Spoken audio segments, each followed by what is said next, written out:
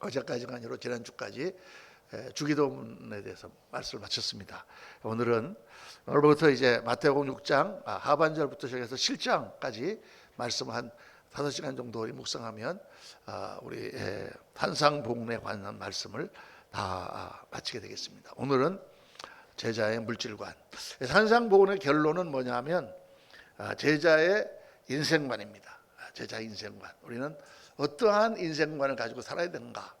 우리가 인생을 가장 잘 살고 가장 가치 있게 사는 방법이 무엇인가? 여러분 뭐라고 생각하십니까? 많은 사람들이 돈 많이 벌어가지고 편안하게 그리고 화려하게 또 풍성하게 건강하게 살다가 죽는 거라고 생각하잖아요. 그렇죠? 그렇게 생각합니다. 그래서 많이 벌어가지고 될 수 있으면은 편안하게 살고 그냥 다른 사람을 누르고 지배하고 이런 삶을 사는 것이 가장 중요한 삶이다라고 생각하는데, 하늘나라의 제자들의 삶은 그게 아니죠. 하늘나라의 제자들의 삶은 어떤 삶을 살아야 됩니까? 가치 있는 인생을 살아야 됩니다. 가치 있는 인생, 또 영광스러운 인생을 살아야 됩니다. 하나님 보시기에 영광스러운 인생을 살아야 됩니다. 또 깨끗하고 아름다운 인생을 살아야 됩니다. 그렇죠. 그리고 가장 중요한 쓰임받는 인생을 살아야 됩니다. 그러니까 이게 완전 개념이 다른 거예요. 쓰임받고 영광스러운 정말 깨끗하고 아름답고 가치 있는 인생을 살아가는 것을 추구하는 사람들이 예수 믿는 제자들이다. 세상에서는 그냥 막연하게 이 땅의 삶을 편안하고 그냥 부유하고 그렇게 풍성하고 또 화려하게 살기를 원하지만 제자들은 절대 그런 삶을 추구해서는 안 되는 거죠. 그게 이 산상보훈의 결론입니다. 그래서 오늘 그 결론의 첫 번째가 제자의 물질관. 오늘 말씀 읽겠습니다. 마태복음 6장 19절에서부터 24절까지 말씀 한 절씩 교독하겠습니다. 너희를 위하여 보물을 땅에 쌓아두지 말라. 거기는 좀과 동록이 해하며 도둑이 구멍을 뚫고 도둑질하느니라. 오직 너희를 위하여 보물을 하늘에 쌓아두라. 거기는 좀이나 동록이 해하지 못하며 도둑이 구멍을 내뚫지도 못하고 도둑질도 못하느니라. 내 보물이 있는 그곳에는 내 마음도 있느니라. 눈은 몸의 등불이니 그러므로 내 눈이 성하면 온몸이 밝을 것이요 눈이 나쁘면 온몸이 어두울 것이니 그러므로 내게 있는 빛이 어두우면 그 어둠이 얼마나 더하겠느냐. 한 사람이 두 주인을 섬기지 못할 것이니 혹 이를 미워하고 저를 사랑하거나 혹 이를 중히 여기고 저를 경히 여김이라. 너희가 하나님과 재물을 겸하여 섬기지 못하느니라. 아멘. 아멘. 정말 예수 믿는 사람들은 이 개념이 확실해야 됩니다. 인생관이 확실해야 됩니다.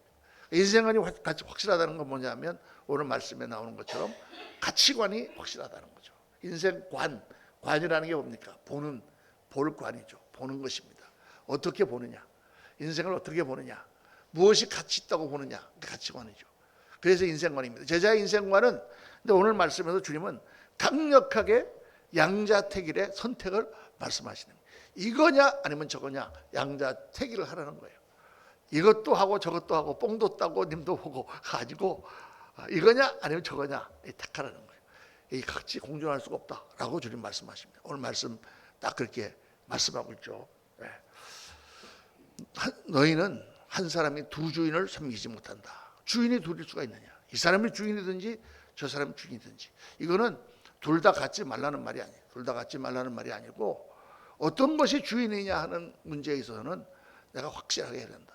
아까 우리 부른 찬송처럼 내가 사랑했던 모든 것 다 주님께 내려놓고 내가 가진 모든 것을 다 주님께 내려놓고 주님 앞에 다 드리면 어떻게 됩니까?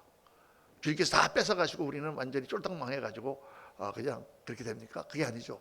우리가 주님께 내가 사랑했던 모든 것을 다 드리면 정말 주님께서는 정말 참 사랑을 우리에게 주시고 내가 의지했던 모든 것을 다 드리면 정말 주님께서는 우리를 도와주시고 내가 정말 가지고 싶었던 모든 것을 다 드리면 주님께서 정말 좋은 것으로 주세요.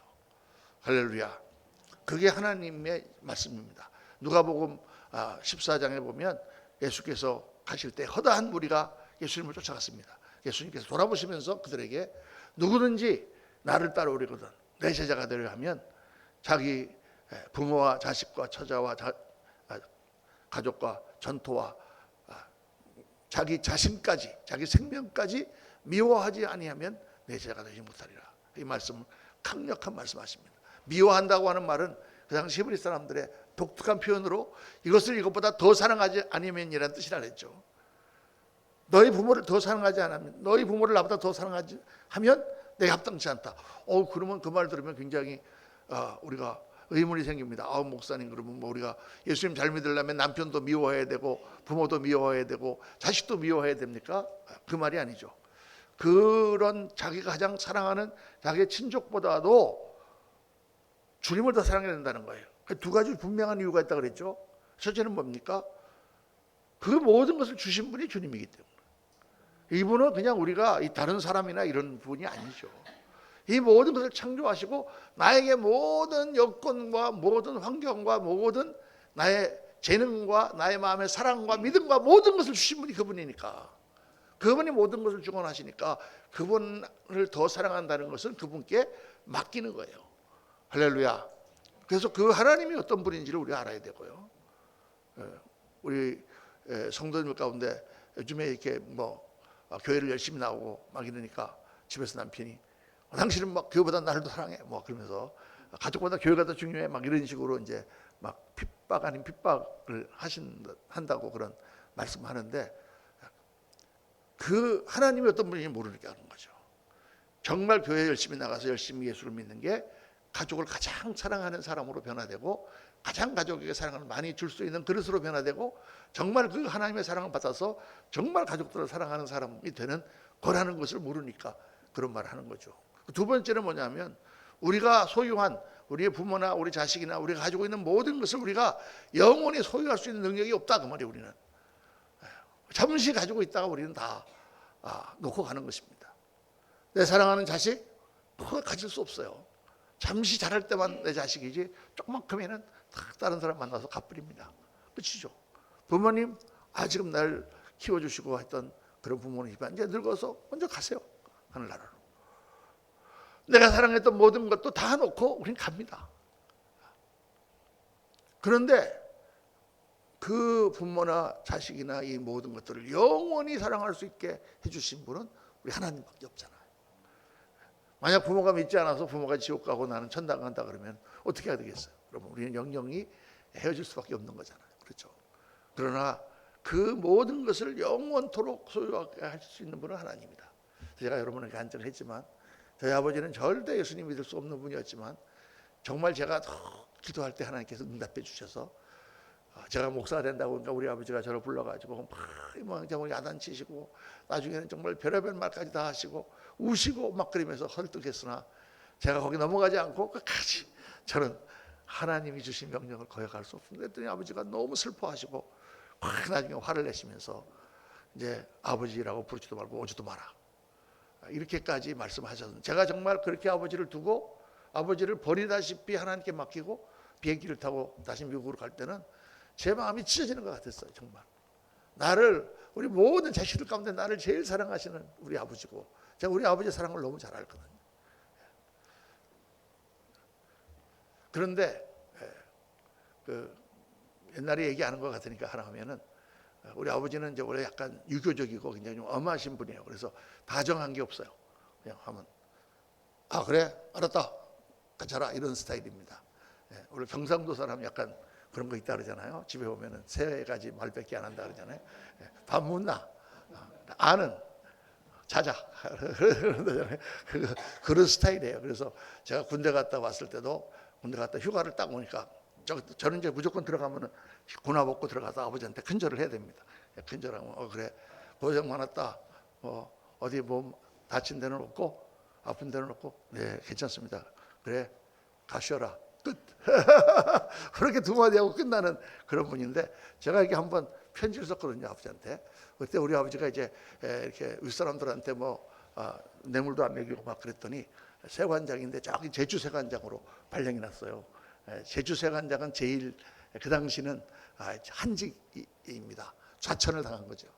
제주도 갔을 때 제가 이제 군대에 있었는데 군대에서 너무나 마음이 아파가지고 아버지한테 편지를 썼어요. 우리 아버지한테 편지 쓰려면은 한자를 섞어 써야 됩니다. 한자를 섞어서 안 쓰면 혼나요. 한자 그런 것도 모르고 고등교육을 받았다는 놈이 탁 그러면서 막 그래서 이제 한자를 쓰려니까 이제 막 사전을 찾아가지고 이제 다 이렇게 썼어요. 그래갖고 아주 멋있게 썼습니다. 그래가지고 아버지 뭐 제주도 풍경도 좋은데 뭐 여러 가지 업무에도 시간에 휴가 갔다고 생각하시고 편안한 마음으로 건강하게 지내다가 오십시오. 참 군대에서 늘 아버지를 생각하고 있습니다. 이렇게 썼더니 이제 우리 아버지 그걸 받았나 봐요. 그래서 이제 뭐 받았겠지. 그리고 이제 휴가를 제가 갔어요. 갔더니 아버지가 올라오셨더라고. 그래서 딱 저를 보자마자 그래 너 편지 잘 받았다. 그래서 네 그러세요. 그런데 한자가 두 군데가 틀렸구만. 두 군데가 너무 쉬운 걸 틀린 거예요. 지도해 주십시오. 그건 제가 너무 아는 거라서 길도자를 썼더니 길도자가 아니고 그 밑에 촌자를 하나 더 찍어내야 되는데 너무 쉬운 거라서 제가 실수한 게 딱 두 군데 나오더라고.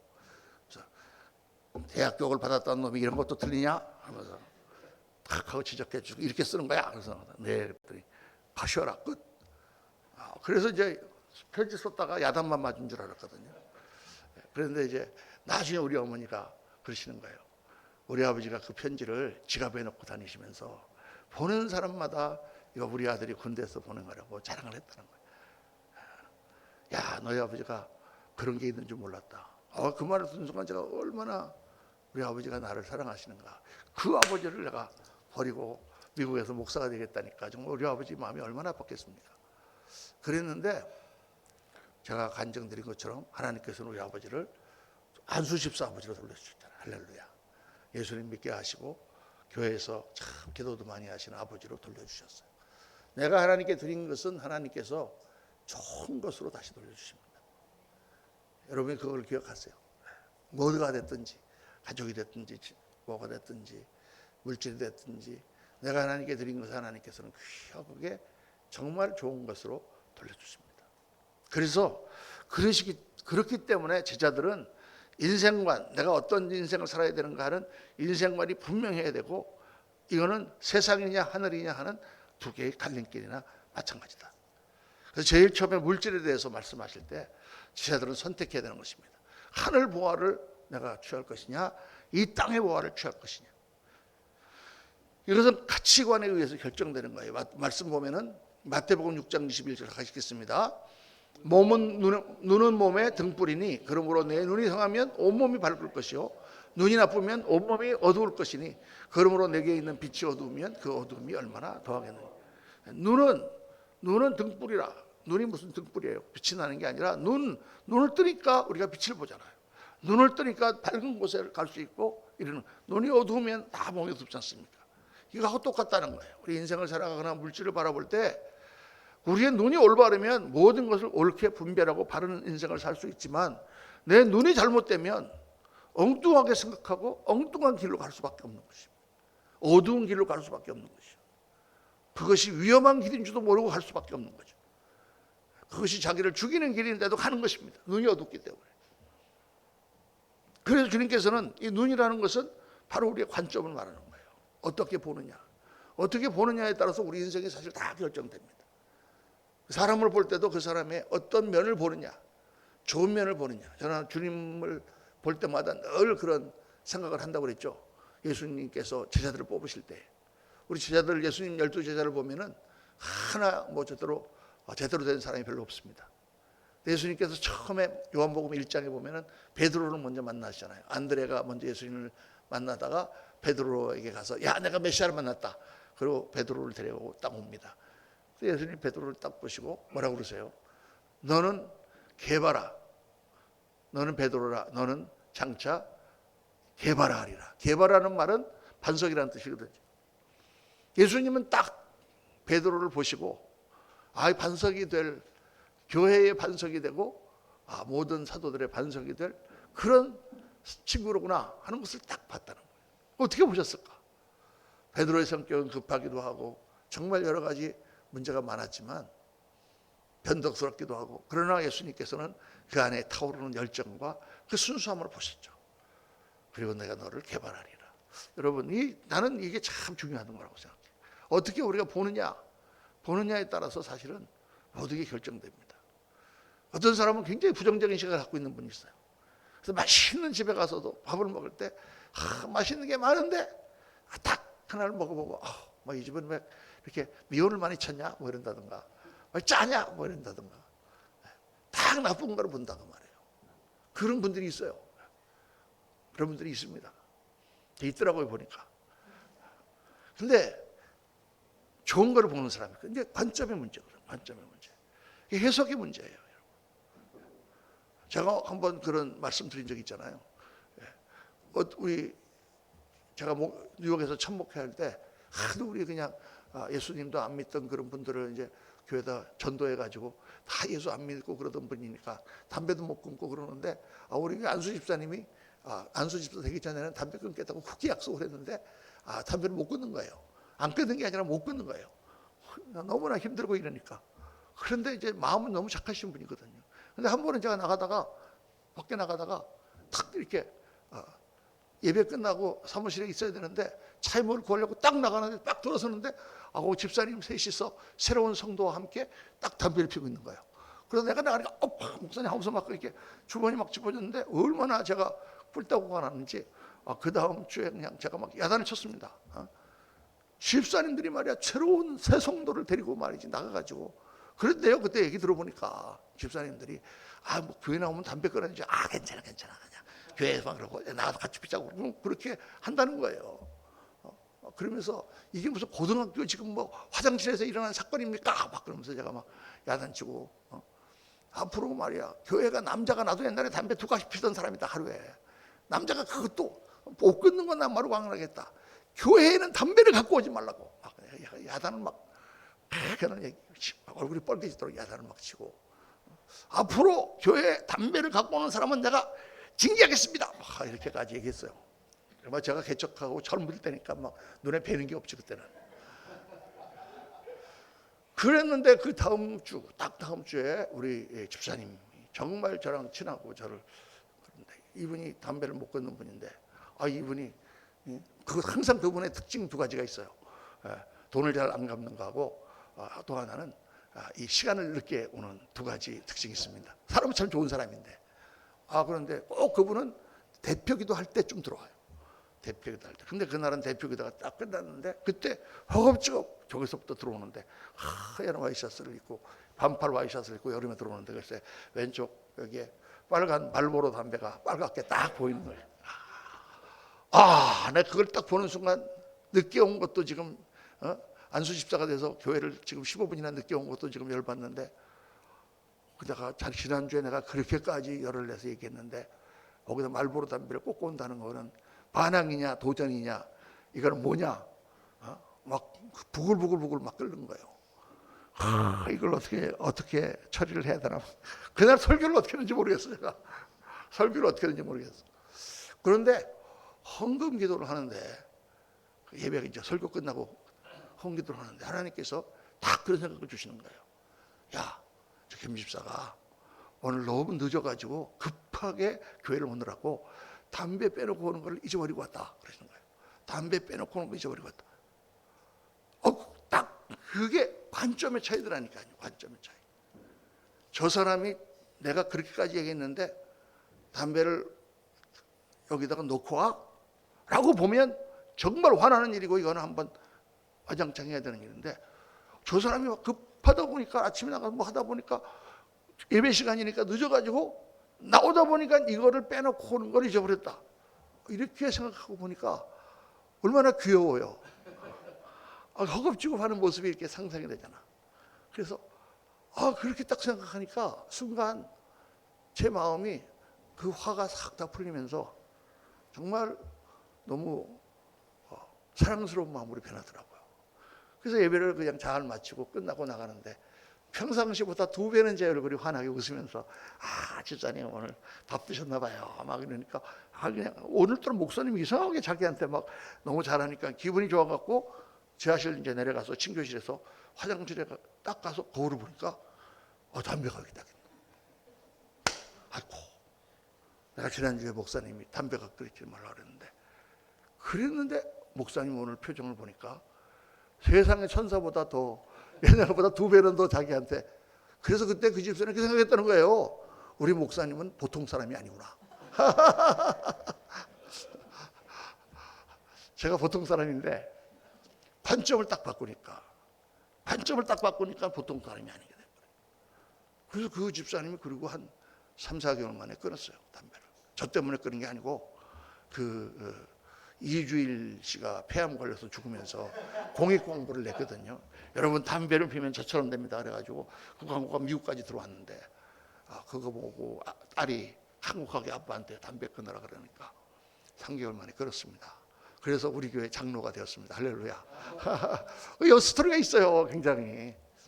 제가 그때 깨달은 거, 얘 어떻게 보느냐가 정말 중요하구나. 어떻게 보느냐. 하나님 앞에 내 마음을 정말 내려놓고, 다 내려놓고 보면 다 이해가 되는 거야. 그런데 내가 가지고 있는 내 고집이나 내 어떤 생각이나 내 의로 보면 다 이게 틀린 거예요. 틀린 것 정도가 아니라 틀려 먹은 거야. 그렇죠? 그러니까 여러분도 시각을 잘 우리가 봐야 돼요. 그러니까 오늘 거기에 대해서 특별히 물질관에 대해서 말씀합니다. 주님께서는 이 물질에 대해서 말씀하세요. 누가 주인이냐? 이거다. 물질의 문제는 재물이냐 아니면 하나님이냐. 왜냐? 이 세상 사람들은 다 재물을 원하니까. 그를 성경은 만몬신이라 이렇게 말합니다. 만몬신은 이집트에서부터 가나안에서부터 하나님의 백성을 괴롭혔던 신이에요. 그 신의 이름만 바뀌는데 똑같은 신입니다. 구약의 이스라엘 백성들을 그렇게 괴롭혔던 신이 뭐예요? 바알 신이에요. 바알 신은 뭐예요? 풍작의 신이에요. 하늘에서 비를 내려서 돈을 많이 벌게 해주는 신이에요. 바알 신하고 같이 있는 아세라 여신이 있어요. 아세라 여신하고 바알하고 꽁작꽁작하면 비가 내리고, 아세라 여신은 생산의 여신이에요. 그러니까 새끼를 많이 낳고 자식을 많이 낳고 양들과 소들이 새끼를 낳고 풍작의 신이에요. 풍요의 신. 여러분, 부야뿐만 아니라 계속 이스라엘 백성들을 괴롭히고 타락시키고 망하게 했던 신은 풍요의 신입니다. 우리 교회는 안 그렇습니까? 250년의 그 혹독한 그걸 거치고 나서 로마의 공인이 되고, 교회가 다시 세상 밖으로 나오고, 교회가 이제는 건물을 짓고, 교회가 조직이 생기고, 그러다 보니까 이 교회에 바알신이 들어와 가지고 모든 교황과 대주교와 주교와 신부들을 타락시키고 교회가 완전 썩어 문드러지는 암흑 시대를 겪지 않습니까? 한국 교회는 그런가요? 그 어렵고 힘들 때 그 천막에서 울부짖으며 하나님께 기도하고, 산에서 추운 날 기도하고, 에어컨 하나 들어오는 데 없는 데서, 우리 성가대 옛날에 제가 교회 다닐 때는 추워가지고 그냥 그 본당에서 예배하는데 얼음장이야, 얼음장. 근데 가운데 난로가 있는데 사찰 집사님이 난로를 안 떼줘요. 기름 아낀다고. 그거 하나 떼면 될 텐데.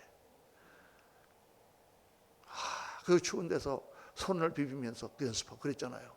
그렇게 신앙생활을 하던 한국교회입니다. 그 기도 가운데 하나님께서 이렇게 풍요롭게 이 나라를 만들어 주셨는데, 이번에도 막 금메달을 한 6개만 따도 잘 딴다는데 11개를 따고 막 그냥 그러지 않습니까? 자랑스러운. 그런데 교회는 점점 더 바알신의 만몬신에 의해서 타락되는 거예요. 그래서 이 재물이라는 게 엄청나게 위험한 겁니다. 여러분, 우리 육신의 삶은 물질하고 떨어질 수가 없어요. 물질이 있어야지 우리가 밥도 먹을 수 있고, 차도 타고 다닐 수 있고, 아이를 교육도 시킬 수가 있고, 교회 헌금도 낼 수가 있고, 교회당도 세울 수가 있고, 선교도 할 수가 있고, 다 할 수가 있잖아요. 물질이 없으면 안 되죠. 근데 이 물질이 신이 되면 안 된다는 거예요. 우리 주인이 되면 안 된다는 거죠. 정확한. 그래서 이 물질을 하나님 주시는 걸 가지고, 우리 24절 한번 다 같이 시작. 한 사람이 두 주인을 섬기지 못할 것이니 혹 이를 미워하고 저를 사랑하거나 혹 이를 중히 여기고 저를 경히 여김이라. 너희가 하나님과 재물을 겸하여 섬기지 못하느니라. 그래서 재물을 하늘에 쌓아두라. 재물을 하늘에 쌓아두라. 그러면 하나님께 다 드리는 거라. 그럼 나는 다 없어지겠네? 이렇게 생각한단 말이에요. 그런데 우리가 하나님께 받은 모든 그러한 물질과 그런 모든 것들을 하늘에 쌓아두는 것은 누구를 위해서? 나를 위해서. 지금 주님께서는 말씀하는 거예요. 적금을 들어놓으라는 거예요, 하늘에다가. 그럼 적금은 누가 찾아갑니까? 내가 찾아가잖아요. 다른 사람이 가져가는 게 아니잖아요. 그러니까 땅에서 다 써 제끼지 말고 하늘 은행에다가 보관을 해놔라. 그러면 우리의 영원한 영생에 들어갔을 때 하나님의 영광으로 그걸 다 우리에게 주신다. 그 말씀을 하시는 것입니다. 그래서 소유에 대하여 우리가 어떻게 생각할 것인가, 이게 네 가지를 꼭 기억해야 됩니다. 네 가지. 첫째는 오늘 이렇게 말씀을 이렇게 쭉 들으시면서 그럼 우리 가난하게 살아야 되는가? 가난하게 살 필요는 없어요. 꼭 가난해야 되는 건 아닙니다. 저는 목사는 좀 가난하게 살아야 된다고 생각해요. 목사니까. 레위인들은 소유가 없잖아요. 저는 무소유거든요. 뭐 소유가 아주 없는 건 아니죠. 뭐 전세 자금도 있고 뭐 돈 살 만큼은 있지만은 저희는 세상 사람들이 갖는 그런 집이나 무슨 차나 이런 게 소유가 없습니다. 그런 소유가 없어요. 그런 게 없이 사는 것이 성경적이죠. 목사들은 레위인들이니까 하나님 주신 것으로 먹고 그리고 우리 사는 거지. 그러나 우리 성도님들은 열심히 일해서 돈 많이 벌어야 됩니다. 우리 옛날에 그 교회가 타락했을 때, 교회가 막 타락하니까 수도사들이 다 수도원에 갔어요. 청빈한 생활을 했어요. 청빈하게 그냥 옷 한 벌 하고 그냥 신발 하나 하고 그거 가지고 평생 살면서 깨끗하게. 그건 왜 그러냐? 너무 교회가 물질 때문에 타락해가지고 목사나 교회가 완전히 그 바알신에 빠져버렸기 때문에 그들을 피해서 수도원으로 간 사람들은 극단적으로 그런 생활을 하게 된 거죠. 그러다가 종교개혁이 일어나면서 교회의 그 악한 잘못된 신학과 또 잘못된 그런 것들, 그것을 다 타파하면서 새로운 하나님이 혁명을 일으키셨잖아요. 종교개혁 때 일어났던 사상이 무슨 사상이냐? 그때는 이제 종교개혁 때 일어났을 때에 세계사적으로 중요한 그런 변화가 있었는데, 첫째는 인본주의, 르네상스가 일어나가지고 그전까지는 다 왕이 주인이고 우리는 다 노예야. 교회가 주교가 주인이고 우리는 노예야. 그렇게 다 소장농처럼 살던 사람들이 인간이 귀하다. 인간의 아름다움으로 돌아가자. 왜냐하면 하나님의 그림도 하나님 것만 그리고 사람 거는 그리면은 다 잡아서 때리고 막 그랬어요. 그러니까 고대 그리스 인본주의로 돌아가잖아요. 르네상스가 일어났잖아요. 사람을 귀하게 여기는 운동. 그 다음에 일어난 게 자본주의입니다. 자본주의. 상인들이 돈을 벌어가지고 자꾸 이렇게 영주들이 생기고, 그러면서 세 번째로 일어났던 그 운동이 왕정에 반대해서 이제는 자꾸 민주정으로 가려고 하는 그런 상황이 일어났어요. 그래서 그때부터 일어나갖고 이제 명예혁명이니 프랑스 혁명이니 이런 것들이 일어나면서 유럽 사회가 이제 막 1600년경부터 시작해서 1800년까지 혼돈의 시대를 겪게 되지 않습니까? 그런 상황 가운데서 이 종교개혁자들, 존 웨슬레라든가 칼빈 같은 사람들이 강력하게 성도들에게 주장한 것이, 너희는 열심히 일해서 열심히 돈을 많이 벌고 아주 힘 있는 그런 사람들이 되어라. 그리고 그렇게 하나님께서 주신 그런 돈으로 많은 하나님들의 일을 해라. 이렇게 가르쳤어요. 그래서 그거를 청부 사상이라. 청빈이 아니고 깨끗하고 가난한 게 아니고 청부, 깨끗한 부자. 목사들은 다 우리가 하나님의 일을 하는 사람들이니까 그런 게 필요 없지만은 우리 성도들은 그렇게 필요하다. 그래서 유명한 존 웨슬리가 그런 말을 했죠. Earn as much as you can, save as much as you can, give as much as you can. 이렇게 세 가지 말했어요. 무슨 말이냐? 할 수 있는 한 많이 벌어라. 둘째는 할 수 있는 한 많이 저축해라. 그리고 세 번째로 할 수 있는 한 많이 드려라. 많이 주어라. 이게 이제 미국을 자본주의와 더불어 종교, 우리 개신교가 그 같이 어울려 자라나는 중요한 사상이 됐어요. 막스 베버라고 하는 사람이 쓴 그런 책에 그런 사회학적인 현상을 말했습니다. 그런데 굉장히 그 개신교의 정신은 오늘 이 시대를 살아가는 우리들에게 굉장히 맞는 거예요. 우리가 뭐 억지로 막 가난하게 막 저하고 방에 살고 막 밥도 못 먹고 그렇게 살 필요가 없죠.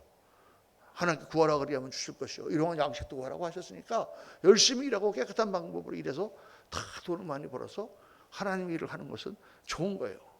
그러니까 이 돈이 우리를 소유하지 말게 하라는 뜻이지, 살기 위해서 또 편안하게 살기 위해서 또 주의 일을 하기 위해서 돈이 필요합니다. 그런데 우리는 그 돈이나 세상의 가치관을 초월하는 인생관을 가져야 된다. 교회가 초월하지 못하면 누가 초월하겠어요? 이 세상 사람들은 다 돈 하는데 돈이면 안 되는 일이 없고, 그렇죠?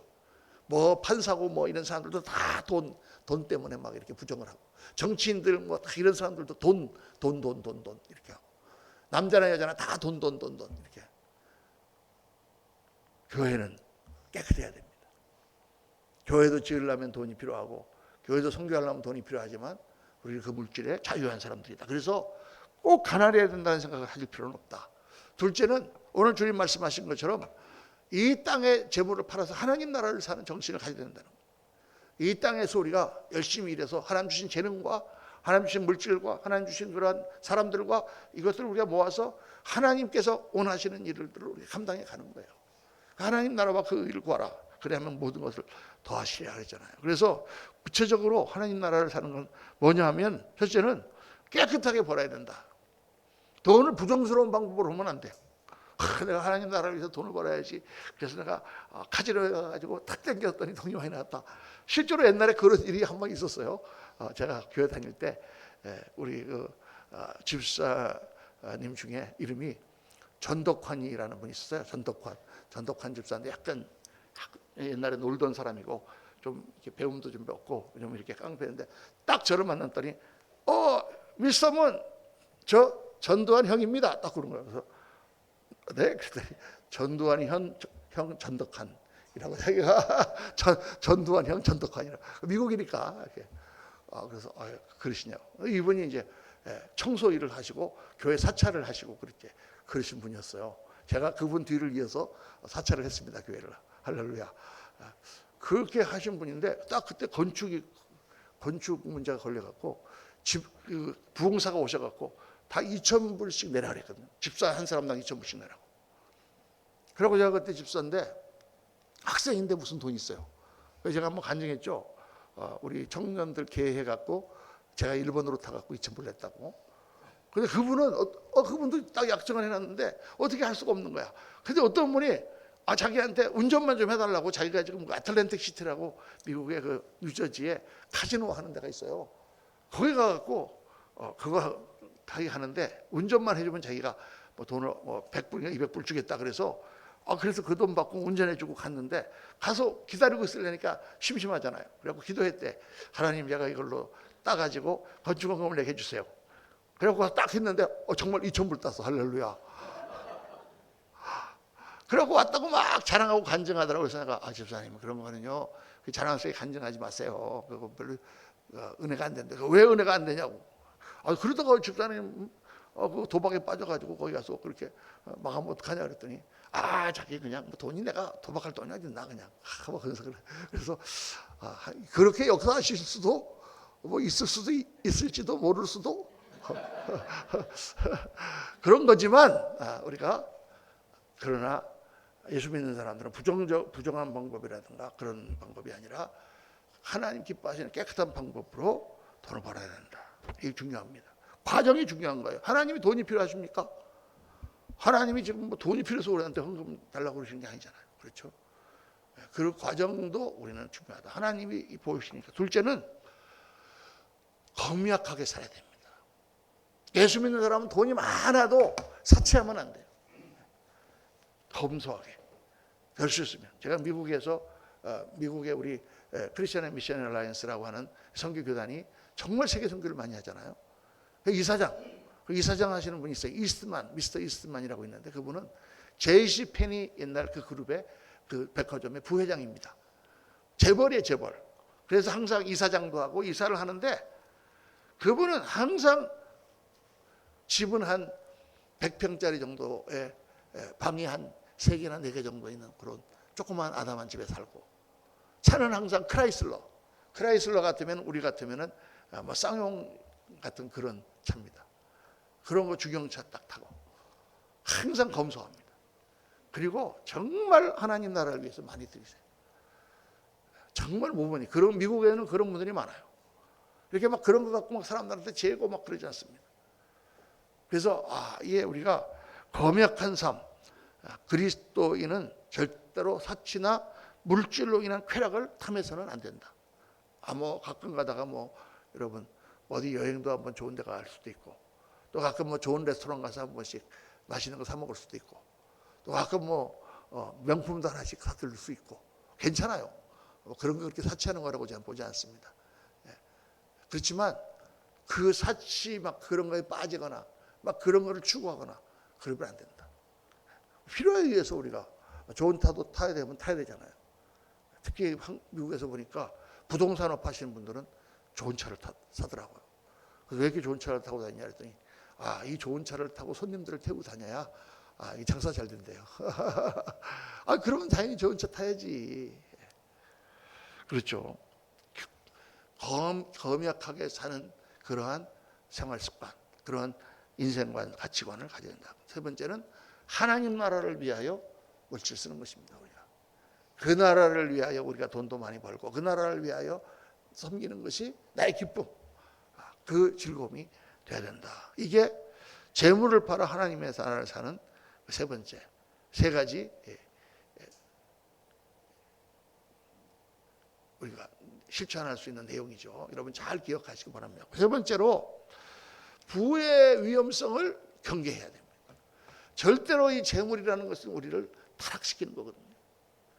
정말 젊었을 때 그렇게 천막치고 고생하면서 어렵게 자랐던, 그렇게 해서 교회를 키웠던 목사님들이 나중에 돈을 많이 벌고 교회가 커지니까 이게 타락하는 거예요.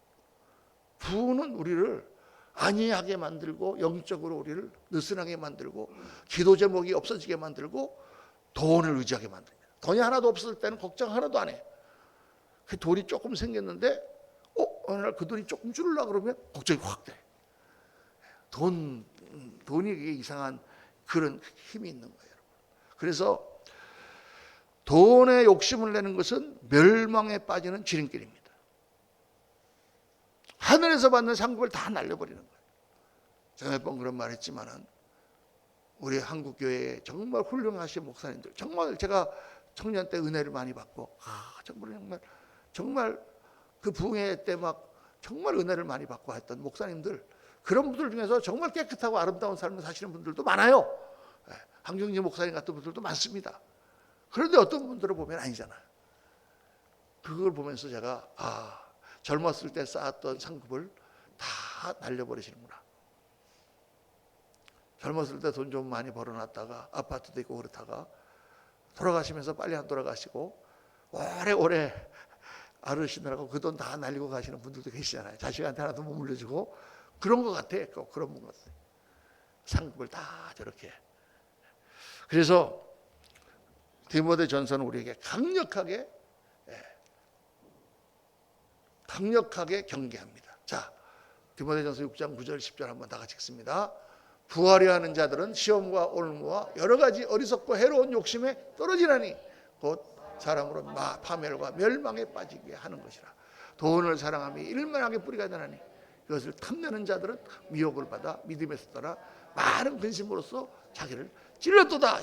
이 말씀이 얼마나 옳은 말씀인지 몰라요. 정말 그렇습니다. 이 말씀대로 됐어요. 많은 사람들이 이렇게 해서 망했습니다. 그래서 그런 거에 대해서 우리가 자유해야 됩니다. 할렐루야. 한번 따라합시다. 재물에 대해서 자유하자. 할렐루야. 세상 사람들은 다 재물의 노예가 돼서 그것 때문에 막 괴로워하고, 돈이 없어도 자유하세요. 할렐루야. 있으면 있는 대로 주시는 대로 산다. 다 마음 편하잖아. 얼마나 사람이 멋있습니까? 그게 그건 뭐 없다고 뭐 이렇게 주눅이 들어갖고 살 것도 없고, 돈 좀 있다고 또 그만 떠고 살 것도 없고. 제가 항상 그러면 지가 있어봐야 얼마나 있겠어. 할렐루야. 예수 믿는 사람들은 다 자유하잖아요. 제가 목사가 되고 나니까 정말 좋은 게 하나 뭐냐면, 동창들을 만나거나 옛날 친구들을 만나도, 재벌 친구를 만나도 그냥 나는 불쌍한 영혼에 불과해요. 그 사람. 또 아주 망하고 가난한 사람을 만나도 하나님이 귀한 성도예요. 다 내 눈에는 똑같아.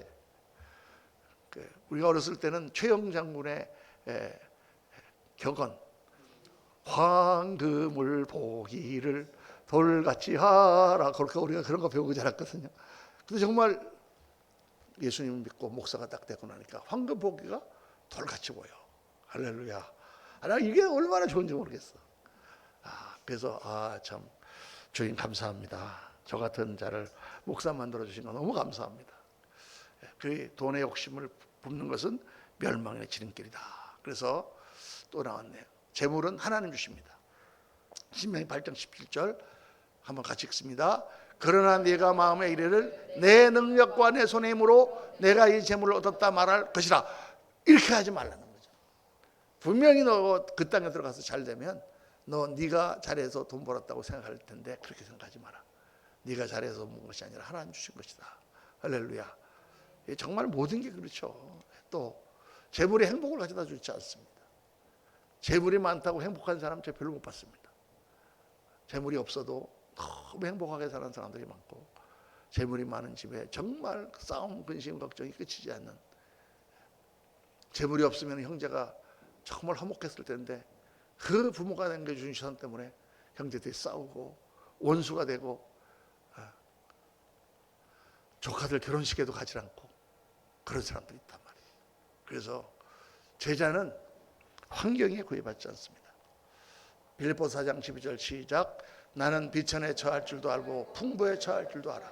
모든 일, 배부름과 배고픔과 풍부와 궁핍에도 처할 줄 아는 일체의 비결을 배우라. 할렐루야.